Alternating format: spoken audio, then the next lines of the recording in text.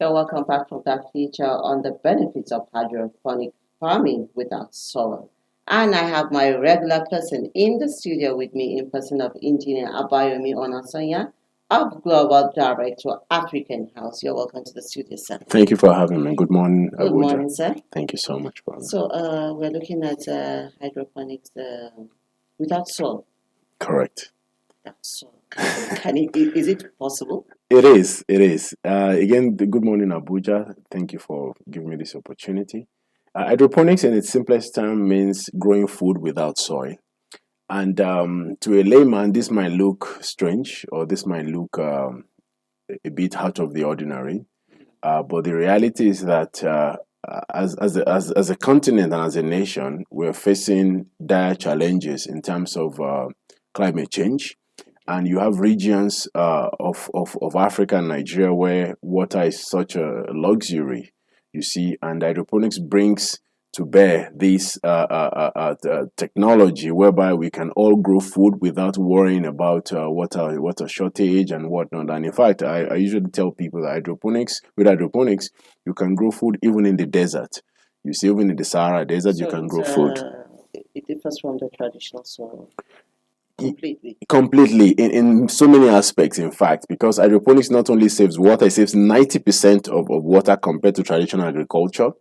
And the output is usually pest free and disease free because the conventional agriculture has this issue of pests and diseases caused by the soil itself.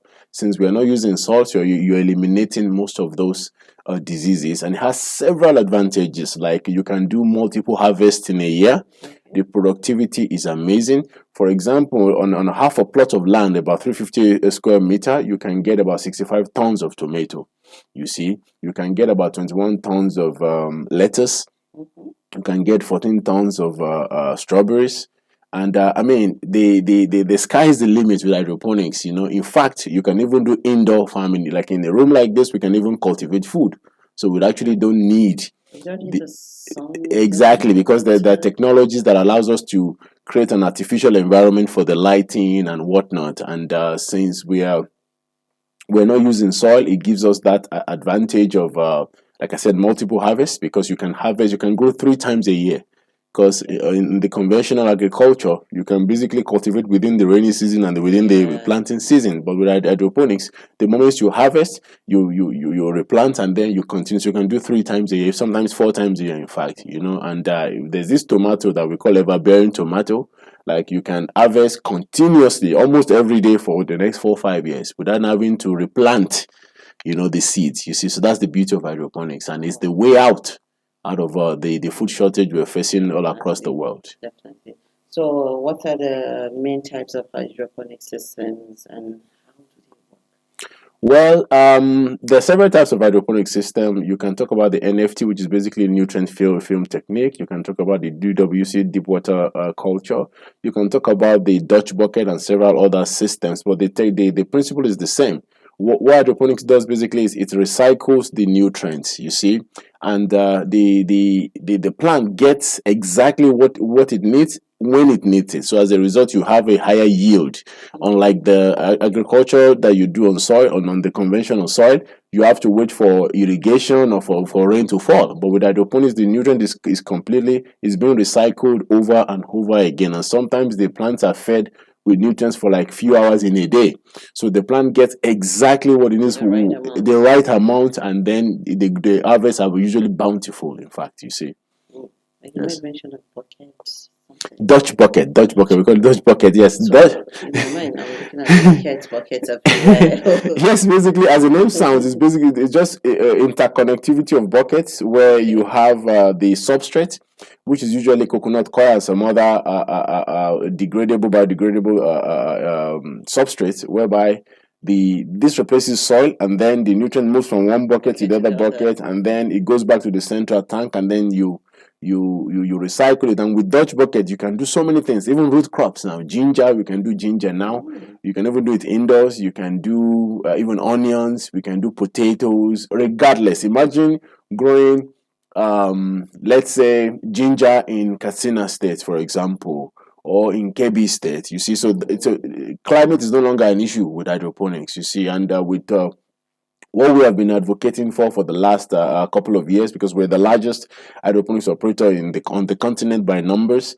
And what we've done is we've worked with several chambers of commerce across the nation and different state governments to ensure that the knowledge is being propagated within Nigeria. And we've trained a couple of people, over 5,000 people in Nigeria. It's okay. Yeah, yes, and then the youth corpus as well, so that they have something to generate an income with. You see, and it's been fantastic. You see, it's been fantastic, and this is the way to go. There's no question of, oh, fine, there's no rain, or this place is too hot. In fact, if you go to the Middle East, that's what they are transiting to. So nations like the UAE, they used to import all their veggies from the neighboring countries and whatnot, but now they've invested heavily in hydroponics, where now they grow their own tomatoes, they grow their own even bananas now. You begin to want the banana from the Gulf. And Iran is the largest, has the largest hydroponics infrastructure, 50 hectares of hydroponics farm. They produce strictly tomatoes for export. So that's another angle to it, because your products are premium. So that coconut fiber we mentioned last week is also... Exactly. That's another business angle to it, because since all this, since we're not using soil, you need a material that replaces soil. So coconut coir is a perfect substrate that people use in hydroponics, and it creates export opportunities. In fact, most of the operators in Africa do import this coconut fiber from Sri Lanka and from other nations. So that creates opportunity for a Nigerian business person to start producing it locally and be making millions of dollars per year. So what are the advantages of using it, using hydroponics? Yeah. Well, the advantages are numerous. Number one, you can harvest like 4 or 5 times a year. You don't have to replant your crops every time you harvest. You can grow it anywhere. I can decide to grow strawberries in Kano State if I want. I can decide. Sorry, how safe when it comes to health? Yeah, it is organic. That's another beauty of it. It is absolutely organic, of course. Okay. You see, because the technologies for using the organic nutrients, generated from animal waste. You see, so you don't need to import chemical-based nutrients or fertilizers for the crop. So it's organic. It is very, very, very, very healthy. I give an example. When you harvest your conventional tomato or crop from the farm, you have to wash it. By hydroponics, you harvest and you eat, because there's no speckle, there's no soil, there's no contaminants.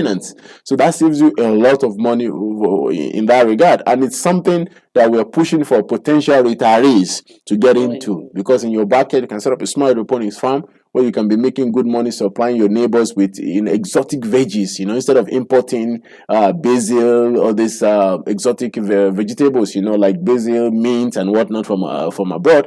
We can cultivate it with temperature regulation. You can do that. The opportunities are limitless, and the benefits is just innumerable. So it's like there are enormous advantages to this hydroponic farming, but we have to go on a short break, and then we'll come back to the challenges affecting it. So there is hydroponic farming, and I'm sure everyone is listening, and we would like to do it, but we have to go on a short break, and when we get back, we'll look at the challenges affecting hydroponics farming.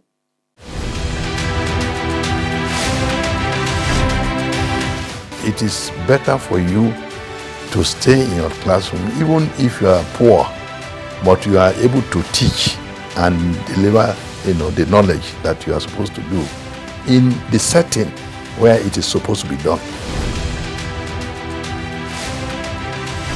We need to have accountability. There should be transparency. There should be, commitment.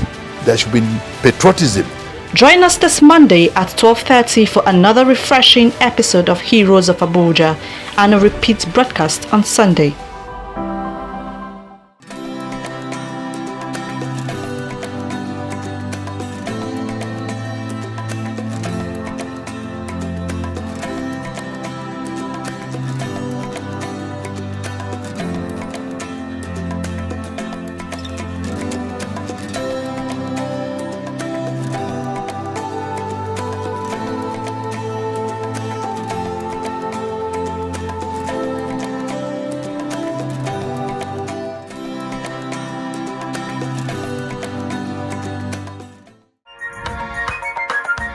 Welcome back, and I've been speaking with Engineer Abayomi Onasanya, and we've been looking at hydroponic farming in Nigeria.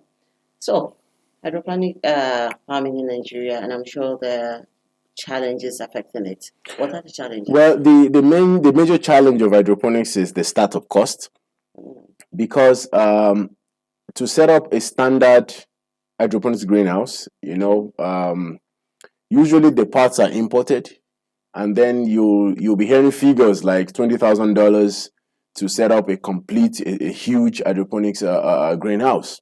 But what we're doing as an organization is to demystify the industry by ensuring it's affordable to an average Nigerian and an average African. So what we're doing right now is we're creating hydroponic systems with locally grown materials, and we're making it so affordable that a youth corps member can have a small hydroponics farm for as low as 500,000-600,000 naira. Really? Exactly. So that's what we're doing, because we want to make sure everyone has access to this technology, because if we're to survive the climate change challenges, we have to be innovative. So we do that by fabricating some of the parts locally here in Abuja and some other parts of Nigeria. And the substrates also, we're teaching people how to make this the substrate, which is the coconut coir, instead of importing all the way from different parts of the world, which is usually very expensive. And the nutrients as well, such a way that you can create your own nutrients from locally available resources, waste, in fact, And another thing that we're doing to reduce the cost is training and advocacy. We're the only organization certifying people in hydroponics in Africa, and we're proud to say the very first person who got certified in hydroponics in Nigeria, in Africa, is a Nigerian lady who lives here in Abuja, Madam Gladys Igomu, and we're very proud of her. And we've trained other women as well. We take women empowerment seriously, so we train people to ensure that they are able to replicate this technology by themselves. So not just coming to one place to get all you need. So now we have people across Nigeria and Africa, even in Namibia. As far as Namibia, we have people certified in Namibia who have set up their own greenhouses to make sure it's cheap. So the major challenge is cost, and we've been able to, solve that problem to an extent so that it's affordable now. So you don't need to have millions and millions in order to be able to start. So in fact, you can start in your backyard. You can, as simple as that, and you start growing veggies that your neighbors will be purchasing from you and even exporting itself. Okay.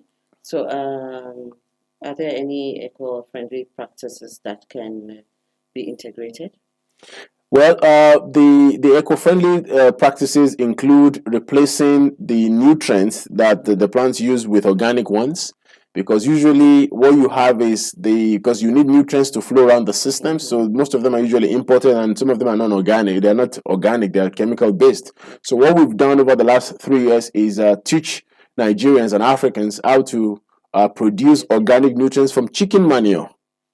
And we have lots of chicken poultries around the nation, so you're able to produce the nutrients, so you can do that, and at the same time also using eco-friendly substrate like coconut coir that we have available around us, instead of importing like the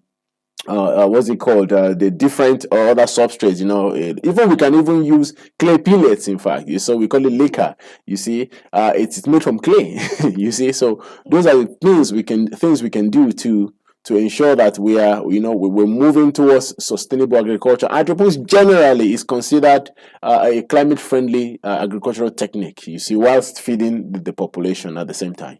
Okay, you made mention of there's no pest in the That's correct. Farm. So what steps can be taken in order to manage it completely, and then you don't get to see it at all? Well, the key in hydroponics also to avoid a completely pest-free environment is the knowledge.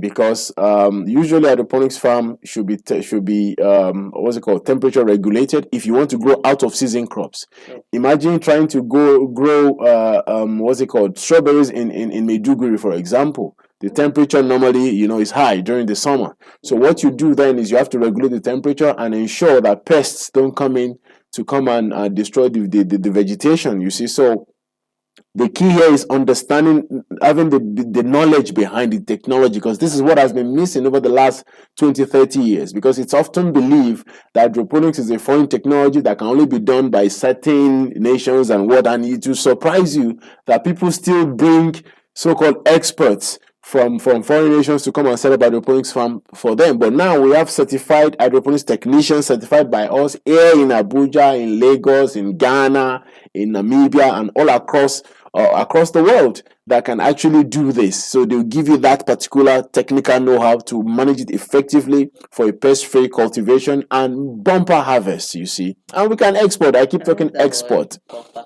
It's bumper really, because you get times 5 back to back, exactly. You see. So, it's always good to talk with you. Thank you so much. Because of the knowledge Thank you so much. bring to the table. Thank you so much. So, your final words. Wow. Hydroponics is the technology of the future. The future is here in Nigeria. The future is here in Africa.